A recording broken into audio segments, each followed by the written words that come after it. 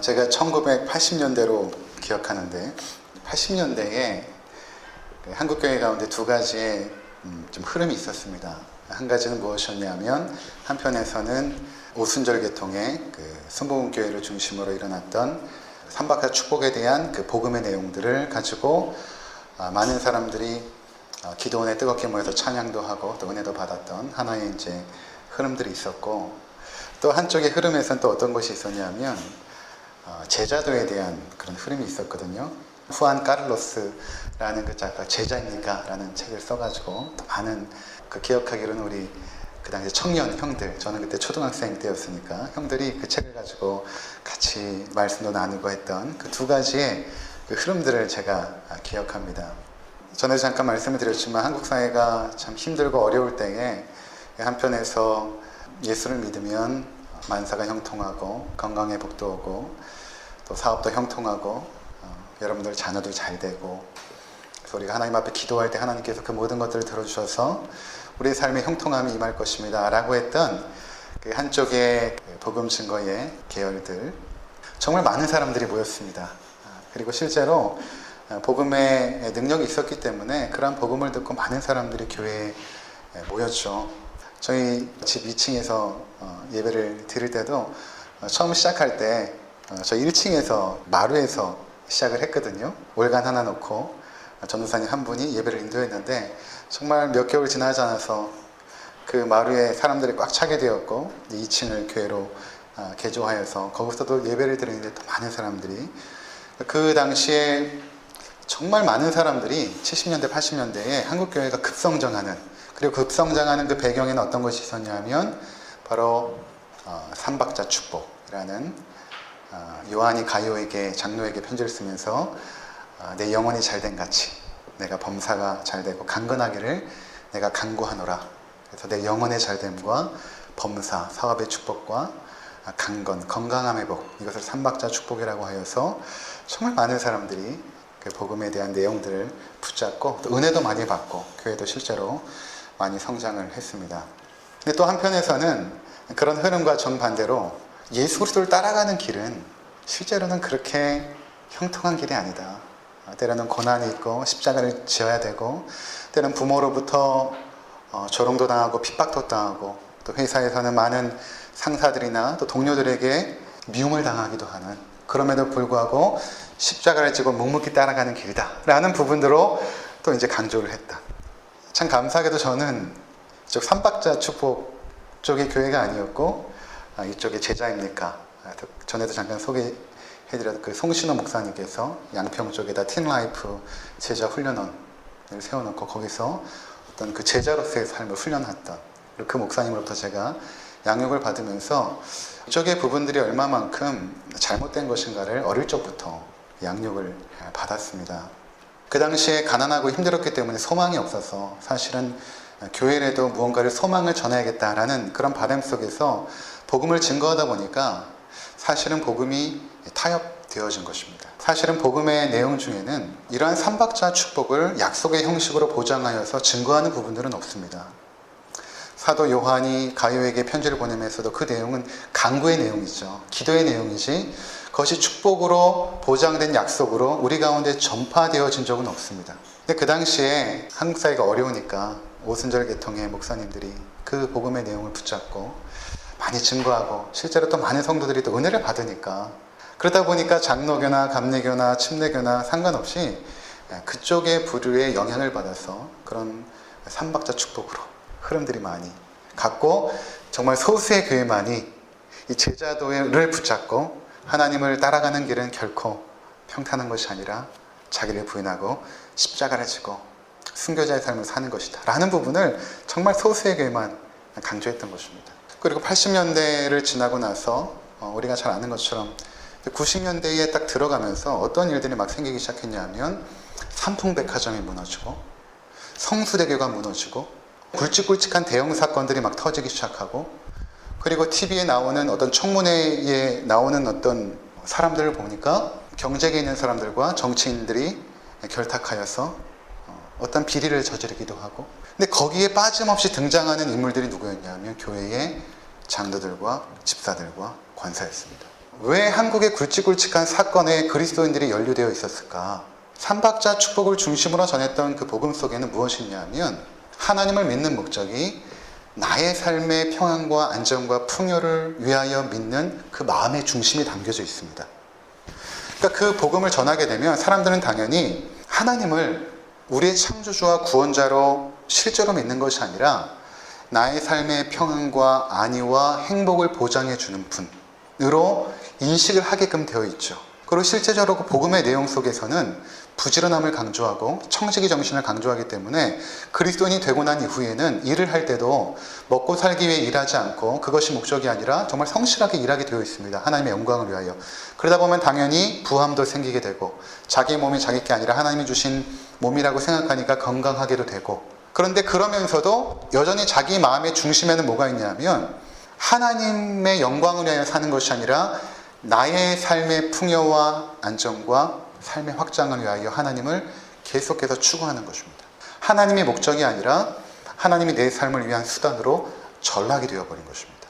그리고 하나님이 나의 삶을 위한 수단으로 전락되어진 이 과정은 자기도 모르는 사이에, 한국교회가 모르는 사이에 인식하지도 못한 채 조금씩 타락의 길로 갔던 것입니다. 그러니까 당연히 세상에서 어떤 일을 추진할 때 그것들이 때로는 불법이고 편법일지라도 사람들은 어떻게 생각했냐면 하나님이 도와주실 거야. 하나님이 내 편이시니까. 하나님 당연히 나를 축복해 주신 분 아니야? 하나님 나의 아버지가 되시잖아? 하면서 그 불법과 편법을 합리화시키면서 어떤 일들을 진행해 나갔던 것이죠. 그리고 그 당시에 또 신앙적인 흐름이 지금도 마찬가지로 있지만 하나님의 일과 세상의 일을 분리하여서 하나님의 일은 거룩하고 세상의 일은 또 세상의 방식대로 하면 된다라는 그런 어떤 이원론적인 신앙관을 가지고 있었습니다. 그러니까 우리는 하나님의 일과 세상의 일이 분리되지 않았거든요. 모두가 하나님의 일입니다. 모두가 하나님의 일입니다. 그런데 교회에서는 어떤 거룩함과 또 정직함을 추구하지만 세상에서는 세상의 방식대로 세상 사람들이 다 편법을 범하고 불법을 행하면 우리도 거기에 맞게 지혜롭게 살아가는 것이 합당한 것이다 라고 생각을 하니까 당연히 거기엔 부딪힘이 없겠죠. 그냥 그 속에서 살아가면서 하나님을 이용하여 그 모든 것들을 합리화시키면서 어떤 일을 진행하다 보니까 결국 굵직굵직한 한국 사회의 대형 사건 속에서는 계속해서 그리스도인들이 등장했던 것입니다. 그 당시에 승무원교회에서 이런 삼박자 축복을 외칠 때에 미국에서 유학하고 돌아오신 사랑의 교회 원로 목사님 고 옥하는 목사님께서 이것은 복음이 아니다. 그리고 한경진 목사님께서도 그 당시에 지적을 했습니다. 이거는 복음이 아니다. 그럼에도 불구하고 많은 한국 성도들은 소망이 필요했기에 이쪽을 따라갔던 것입니다. 그러니까 여러분들 80년대 90년대 보면 뭐 장로교회 가든 침례교회 가든 순복음교회 가든 대부분의 교회 모습들은 그냥 순복음교회 모습과 비슷했습니다. 그래서 지금 현재의 그 대부분의 40대 50대의 분들 30대도 마찬가지고 제가 우리 동창들 중학교 동창들 만나보면 그 친구들이 그래도 세상에서 어느 정도 자리를 잡은 그런 친구들을 만나게 되는데 저희 선생님도 마찬가지고 기독교에 대해서 굉장히 부정적인 시각을 가지고 있습니다. 그래서 제가 그 동창에 일부러 나가는 것 중에 하나도 그들에게 어떻게든 좀 복음을 증거하기 위해서 나가는데 나가면 늘 듣는 이야기가 좋지 못한 부정적인 이야기들. 그리고 예전에는 신실하게 하나님을 믿었던 친구들도 이제 교회를 떠나게 되는, 왜냐하면 교회에서 보여주는 그런 모습들 속에서 그들이 실망을 느낀 것입니다. 가나안 성도라는 그런 신종어가 생기지 않았습니까? 안나가 성도, 가나안이 거꾸로 하면 안나가 아닙니까? 하나님을 내가 믿긴 믿지만 내가 교회는 소속되지 않겠다. 어떤 공동체에 들어가서 내가 정말 그런 실망스러운 모습 속에서 더 이상 상처받고 싶지 않다 해서 교회를 안 나가고 그저 홀로 집에서 신앙을 지켜나가는 성도들도 급속하게 늘어나고 있습니다. 여러분 잘 생각해 보세요. 복음이라는 것은 어제나 오늘이나 내일이나 영원토록 변함이 없는 것이 복음입니다. 한국 땅에서 전파되는 복음이나 아프리카 땅에서 전하는 복음이나 동남아시아 아주 가난한 시골에서 전하는 복음도 달라서는 안 됩니다. 그런데 만일 우리가 복음을 증거한다고 하면서 그런 삼박자 축복을 복음의 내용으로 받아들여서 이것들을 과연 아프리카 땅에서 또는 동남아시아의 아주 어려운 그런 변두리에서 그런 복음을 증거할 수 있겠습니까?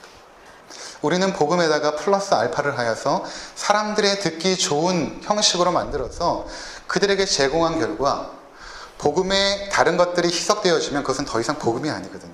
복음의 진리가 그렇습니다. 진리에는 어떤 것들이 희석되어지면 더 이상 역사를 하지 않고 능력을 일으키지 않는데 그 복음이 희석되어졌고 타협되어졌고 결국에는 그것을 붙잡고 살아갔던 성도들 가운데 능력 있는 순결한 그리스도인의 삶을 보여주지 못하는 결과들이 지금 계속해서 일어나고 있는 것입니다. 그리고 한국 사회가 자본주의의 어떤 문화들이 계속해서 그리고 어떤 성장신화, 성공신화에 교회도 발맞추면서 마치 교회의 목적이 사람들이 많이 모여져서 건물을 크게 짓는 것이 마치 교회의 목적이냐 80년대, 90년대 들어서 건물들이 막 이렇게 커지기 시작했고 또 교회가 물질이 많으니까 그 물질을 주체하지 못해서 각 지방마다 기도원이나 수도원이나 수양원을 많이 지어 놓았죠. 지금 대부분의 90% 이상의 그 수양관들이 놀고 있습니다. 교회 재정으로 그렇게 아름답게 지었던 그 수양관들이 지금 관리가 안 돼서 놀고 있죠.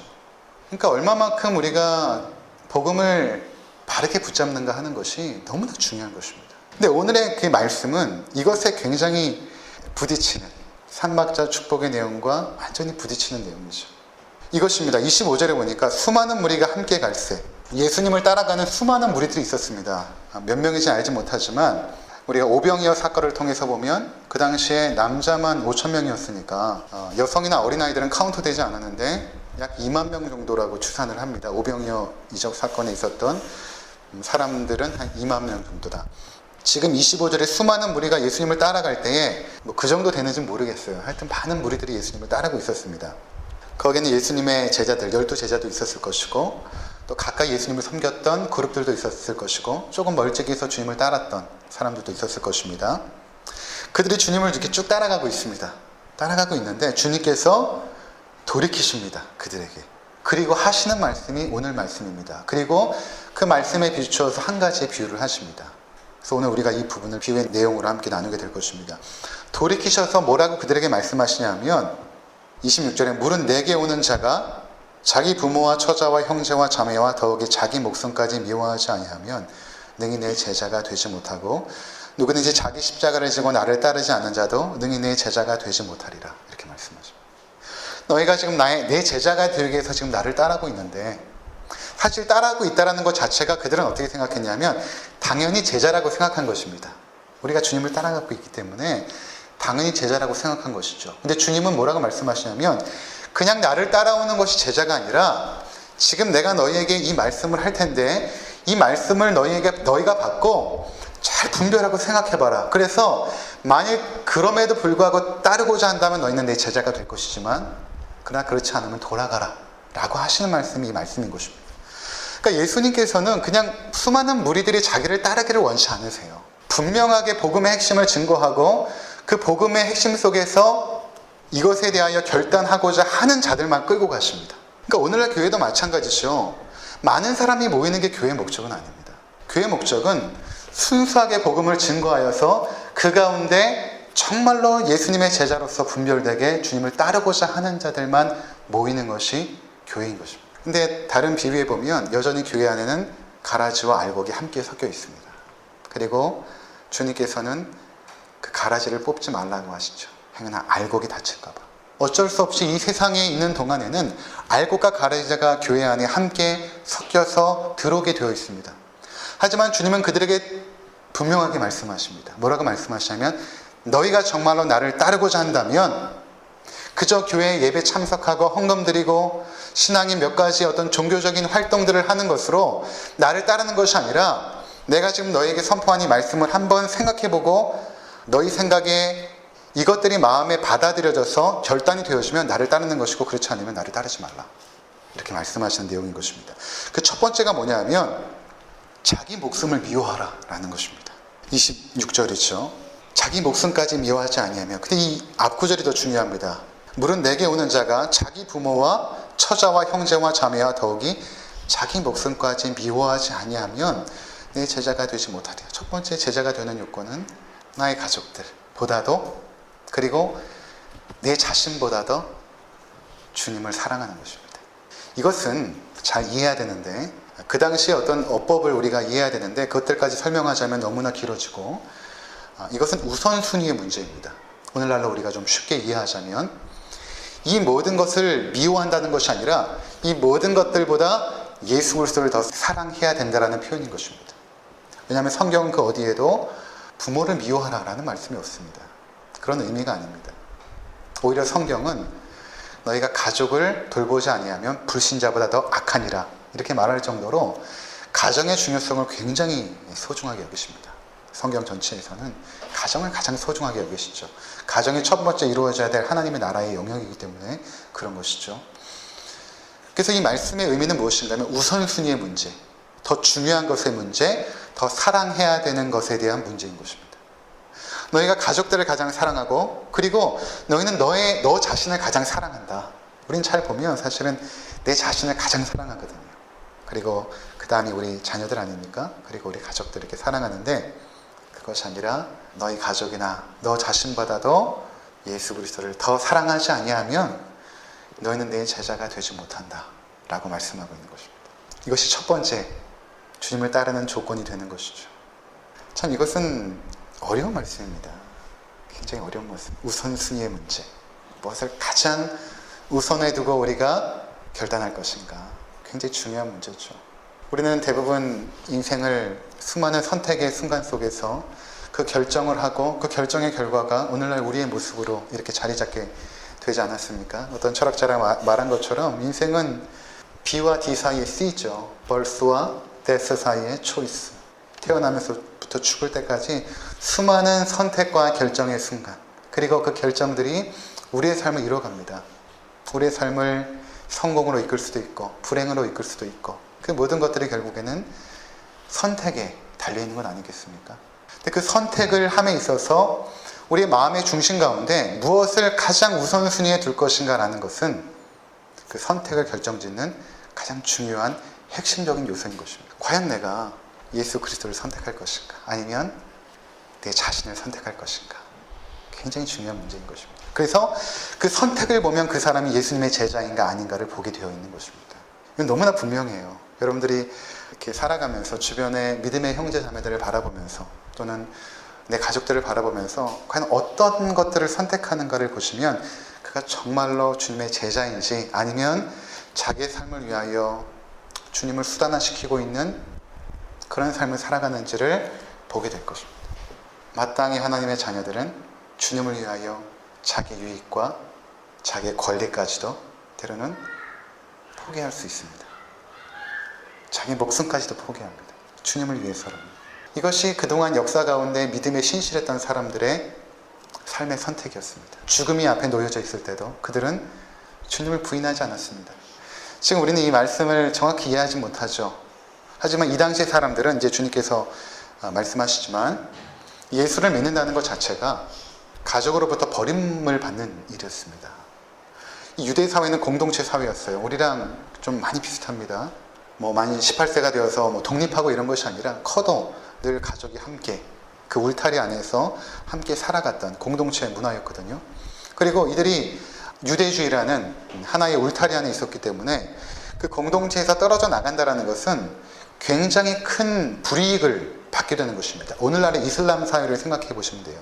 이슬람 사회 안에 들어왔다는 것은 그들의 삶이 보장되는 것입니다. 이슬람 사회 안에서는 자기들의 그 물질을 가지고 은행도 만들고 그리고 가난한 자들도 돕고, 하지만 거기서 벗어났을 때는 가차없이 그들을 핍박하는 그런 문화였거든요. 이 유대주의 사회가 비슷했어요. 이 문화에서 벗어나면 장사도 할 수 없고 완전히 소외되고 고립되는 상태에 들어가 버리는 것입니다. 예수 그리스도를 믿고 제자로 따라가는 길은 바로 그러한 것을 의미했거든요.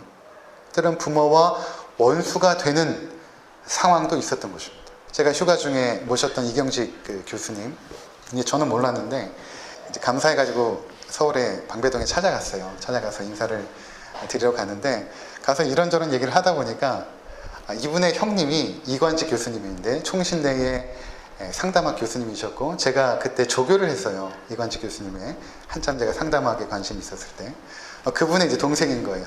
그리고 이제 책을 한 권을 주셨는데 그 아버님 목사님이 이재기 목사님이신데 굉장히 훌륭한 목사님이셨더라고요. 그 자제분들이 다 이제 목회자가 되고 훌륭한 교수들이 되고 또 교회에서 아주 영향력 있는 그런 일들을 하고 있는 형제들이더라고요. 그 자서전을 쓴 걸 저한테 주셔가지고 잠깐 읽어봤어요. 이야기를 들어보니까 어릴 적에 굉장히 이제 어렵게 이제 살고 또 그 아버님도 이제 바람을 피시고 두 가정 살림을 하고 그 어머님은 늘 아버지한테 핍박을 받고 그런 상황 속에서 이제 청소년기에 예수님을 믿고 싶어가지고 그 아버지에게 찾아가가지고 예수를 믿겠다고. 그러니까 몽둥이를 가져와가지고 패면서 예수에게나 가서 빌어먹을 놈아 이렇게 이제 욕을 한 겁니다. 예수에게나 가서 빌어먹을 놈아. 그 아버지가 했던 그 예수에게 가서 빌어먹을 놈아, 이게 그 목사님을 만든 거예요. 그 간증 내용이 그거죠.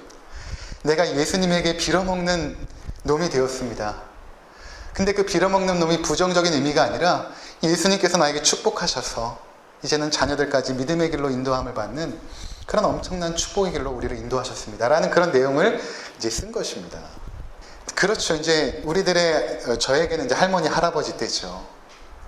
그때 예수를 믿는다라는 것은 때로는 가정에서 몽둥이로 맞기도 하고 내쫓기기도 하고 무슨 이상한 종교에 빠져가지고 오해를 받기도 하고 손찌검을 당하기도 하고 손가락질을 당하기도 하고 우리 할머니, 할아버지 때 그랬습니다. 그게 불과 한 70년 전 아닙니까? 그때는 아마 이런 말씀들이 잘 이해가 되어졌을 거예요. 왜냐하면 지금은 예수 믿는다고 누가 이렇게 핍박하지 않습니다.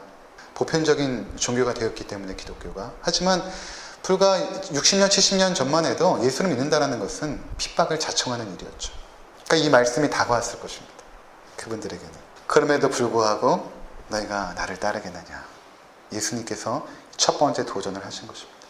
너에게 분명히 너희가 마땅히 누려야 될 권리도 포기해야 되고 마땅히 누려야 될 삶의 유익도 있지만 그것도 포기해야 된다. 그리고 내 자신의 목숨까지도 내어놓고 나를 쫓아야 되는데 그래도 나를 쫓겠느냐. 이게 지금 우리들에게 주시는 말씀입니다. 너희 삶의 가장 우선순위가 예수 그리스도. 그분을 위하여 너희 삶의 모든 것들을 선택하고 결정해 나가겠느냐. 이 말씀을 하신 것입니다. 두 번째 내용이 나오죠. 제자의 조건이 바로 27절입니다. 27절 우리 함께 읽어보도록 하겠습니다. 시작. 누구든지 자기 십자가를 지고 나를 따르지 않는 자도 능히 내 제자가 되지 못하리라. 두 번째 제자의 조건은 자기 십자가를 지고 따라야 된다는 것입니다. 자기 십자가라는 것은 예수님을 따라감에 있어서 당하는 그 모든 수모와 고통, 고난을 의미하는 것입니다. 그래서 너희가 각오할 수 있느냐? 물으시는 것입니다. 나를 따라갈 때 정말 십자가를 지고 따를 수 있겠느냐? 물으시는 것입니다. 여러분 어떻습니까? 예수님을 따라가는 길에 축복이 보장되었습니까? 좁은 문으로 들어가서 좁은 길로 가는 것입니다. 많은 사람들이 따라가는 길이 아니라 주님을 따라가는 그 사람들은 소수의 사람들. 하지만 나중에 요한계시록을 보면 요한이 놀란 게 자기는 너무나 소수라고 생각했는데 수많은 무리들이 있는 것입니다. 우리가 볼 때는 정말 믿음의 사람들이 얼마 없을 것이라고 생각했지만 실제로는 막막하게 그분을 따라가는 사람들이 있다는 것이죠. 자기를 부인하고 자기 십자가를 지고 각자마다 주신 십자가가 있다는 것이죠. 있습니다. 저희 어머니도 불교 가정에 들어오셔가지고 그 당시에 저희 할머니 할아버지는 아들 아니면 그 당시에 그 남존여비 사상이 아주 물들어있다. 근데 누나만 둘 나니까 할머니 할아버지한테 저희 어머니가 아주 핍박을 많이 당한 거예요. 잠깐 얘기 들어보면 그때 참 많이 힘드셨겠구나 그런 생각을 하게 되는데 그러다 보니까 그때 이제 서대문에 사셨는데 그 서대문에 이렇게 그 독립문 앞에 터널이 하나 있습니다. 그 앞에 이제 조그만 교회가 하나 있었는데 그 교회 가가지고 서원 기도가 뭔지도 모르고 하나님 앞에 서원을 한 것이죠. 하나님 아들만 주시면 내가 주님 앞에 드리겠습니다. 서원을 한 것이죠. 제가 그 기도 때문에 이제 목사가 된 것입니다.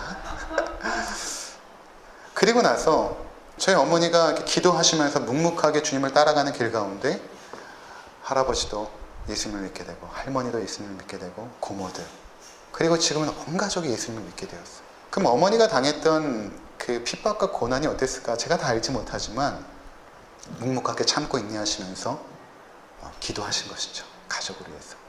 할아버지가 장로님으로 헌신하시고 또 아버지도 어머니의 기도로 목회 길을 가시고 그 한 사람의 주님을 따라가는 그 열정과 그 각오, 그 결단 그것이 가족 가운데 이런 어떤 믿음의 길로 인도하는 축복의 밑거름이 되어진 건 아니겠습니까?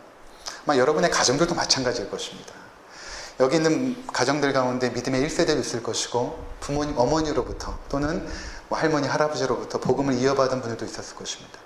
근데 그분들이 일대 때 당했던 그 고난, 우리가 다 알지 못하지만 분명히 핍박과 자기 십자가를 지는 삶을 살았을 것입니다. 나에게 맡겨진 그 십자가. 물론 이 가운데서도 여전히 나에게 맡겨진 그 십자가를 지고 가시는 분들도 있죠. 각자마다 주님께서 십자가를 지어주십니다. 자기 십자가를 주시죠. 그것을 지고 주님을 묵묵히 따라가는 것입니다. 주님을 따라가다 보면 주님께서 우리 가운데 일하시고 역사하셔서 그분의 나라를 우리 가정을 통하여 일궈 나가십니다. 나중에 보면 우리가 전에 그 비유 살펴본 것처럼 겨자씨 하나가 심겨졌는데 나무가 되어 자라가지고 그 그늘에 쉬는 수많은 그 새들, 그 하나의 겨자씨가 심겨졌는데 그 자라고 풍성해져서 그 그늘에서 쉬고 있는 수많은 사람들의 그 쉼과 안식과 행복. 주님께서 말씀하신 요한복음 12장에 보니까 하늘의 미랄이 땅에 썩어져 썩지 아니하면 열매를 맺지 못하지만 썩어져 뿌리를 내리게 되면 자라서 수많은 열매를 맺고 그 그늘 안에서 쉬는 사람들이 많을 것이다. 그 썩어지는 하늘의 미랄이 무엇입니까? 자기 십자가를 지고 그리스도를 쫓아갔던 한 분 한 분의 삶인 것입니다. 그 제자들의 삶, 그분들의 그 신실한 믿음의 모습들. 하나님은 99% 헌신된 사람들 찾지 않습니다. 100% 헌신된 한 사람을 찾습니다. 100% 내 생명까지도 내어걸고 주님을 따라가는 그 사람. 그런 사람들에게 주님께서는 또 음성도 들려주세요. 간혹 가다가 청년들이 주님 음성 어떻게 듣습니까? 이렇게 말합니다. 100% 헌신할 자세가 되어 있으면 주님께서 음성을 들려주십니다. 100% 헌신할 자세가 되어 있어요. 내 생명까지도 걸 자세가 되어 있어요. 자기 십자가를 진다라는 것은 그 당시에 십자가는 죽음을 의미했죠. 그러니까 제자들이 이 말씀에 걸려서 많이 돌아갔을 것입니다. 대부분 돌아갔을 거예요. 십자가라는 말 앞에. 세 번째는 무엇인가 하면 33절에 이와 같이 너희 중에 누구든지 자기의 모든 소유를 버리지 아니하면 능히 내 제자가 되지 못하리라. 이 모든 소유를 버린다라는 말이 우리가 진짜 다 우리가 가지고 있는 것들 다 버린다는 의미가 아니고 뭐 교회에다 헌납하고 그런 의미가 아니라 이것도 우선순위의 문제인 것입니다. 그리고 그 소유권에 대한 것입니다. 이것이 누구의 것인가? 너희가 가지고 있는 소유권이 누구의 것인가? 주님의 것이라는 것입니다. 내가 가진 모든 물질들, 내 주변에서 나의 케어를 받고 있는 나의 자녀들, 그리고 나의 생명까지도. 그러니까 소유권이 누구에게 있는가? 주님에게 있다. 그 다음에 항상 우리는 내 소유권을 주장할 수 없죠. 주님께서 달라고 하시면 언제든지 드려야 되는. 그것에 대한 각오가 되어 있는가? 라고 하시면서 한 가지의 비유를 드시는데 그것이 무엇인가 하면 계산해봐라 라는 것입니다. 28절에 보니까 누가 망대를 세우는데 그것이 준공하기까지 얼마가 드는지 계산해보지 않겠느냐. 이게 첫 번째 비유고 두 번째 비유는 뭐냐면 31절에 임금이 전쟁을 하러 가는데 1만 명의 군사를 가지고 전쟁하러 가는데 저쪽이 2만 명입니다. 그러면 지금 저쪽의 군사와 싸워가지고 과연 이길 수 있을지 계산해보지 않겠느냐. 그 이야기입니다. 무슨 의미입니까? 예수님께서 지금 이 제자도에 대한 그 세 가지의 결단을 촉구하시면서 계산해봐라 라는 것입니다. 계산해봐라. 감당할 수 있겠느냐? 나는 너에게 이야기했다. 나를 따라가는 길은 자기를 부인하고 십자가를 지는 길이라고 나는 분명히 이야기했고 너희 모든 소유권은 예수 그리스도께 있음을 나는 너에게 말했다. 너희가 이제 결단할 때 해야 될 것은 무엇인가 하면 한번 생각을 해봐라. 곰곰이 내가 갈 수 있는 길인지 아니면 여기서 물러서야 되는지 계산해보아라 라고 주시는 비유가 바로 이 망대의 비유와 임금이 전쟁하러 가는 그 비유인 것입니다. 여러분 어떻습니까? 예수님을 따라가는 길이 그렇게 쉬운 길이 아닙니다. 그냥 우리가 편안하게 뭐 주일이면 나와서 예배드리고 11조 생활하고 술 담배 하지 않고 이게 그냥 그리스도인의 길이 아닙니다. 사람들은 이게 그냥 뭐 기독교인이 된 거라고 생각을 해요. 주일 성수하고 11조 드리고 술 담배 안 하면 그냥 그리스도인이 된 거라고 생각하지만 그런 수많은 사람들이 주님을 쫓아가도 주님은 그들을 모르십니다. 그들을 돌이켜서 너희가 정말 나를 따르려거든 이 세 가지를 내가 제시할 것인데 곰곰이 생각해보고 계산해보고 따를 수 있으면 따라보라 라고 우리에게 도전하고 있는 것입니다. 여러분들이 이 말씀 속에서 이제 한번 생각해 보십시오. 주님을 따라가는 길이 어떤 길인가? 나의 생명까지도 주님 앞에 내어놓고 내가 갈 수 있는 길인가? 아니면 여전히 내가 살았던 그 삶의 모습 그대로 살아가면서 주님은 그냥 내가 힘들고 어려울 때 의지하는 정도의 그냥 주님으로 대우하면서 살아가는 그런 길이 과연 믿음의 길에 합당한 것인가? 그래서 34절과 35절이 여기에 붙어서 이렇게 나오는 것입니다. 소금에 대한 예화가 더 나오고 있죠. 소금이 좋은 것이나 소금이 만약 그 맛을 잃으면 무엇으로 짜게 하리요 땅에도 거름에도 쓸데없어 내 버리느니라. 무슨 말입니까? 이렇게 제자도를 걸어가는 그리스도에 합당한 제자들은 이 세상에서 소금으로 살아간다라는 것입니다. 소금으로. 소금이라는 것은 그 당시에 어떻게 쓰였냐면 맛을 내기도 하지만 또 하나는 그 짠 그 기운을 가지고 썩어짐을 부패를 막는 역할을 했거든요. 그 당시엔 뭐 냉동고나 냉장고가 없었기 때문에 음식의 썩어짐과 부패를 방지하는 역할을 했던 것입니다. 그 소금 기운을 가지고 그 짠 기운을 가지고 바다의 0.223%인가? 정확히 제가 기억이 안 나는데 그 조금의 염분이 바닷물을 썩지 않게 하죠. 이 세상 가운데 아무리 타락했지만 소수의 그리스도인들이 있을 때 그 세상의 타락과 부패를 막는 역할을 합니다. 그 극소수의 그리스도인들이. 창세기 보면 의인 10명이 없어서 소돔과 고모라 땅이 망하지 않습니까? 그 의인 10명이 소돔과 고모라 땅을 지탱하는 소금의 역할을 했던 것이죠. 근데 그 10명이 없었던 것입니다.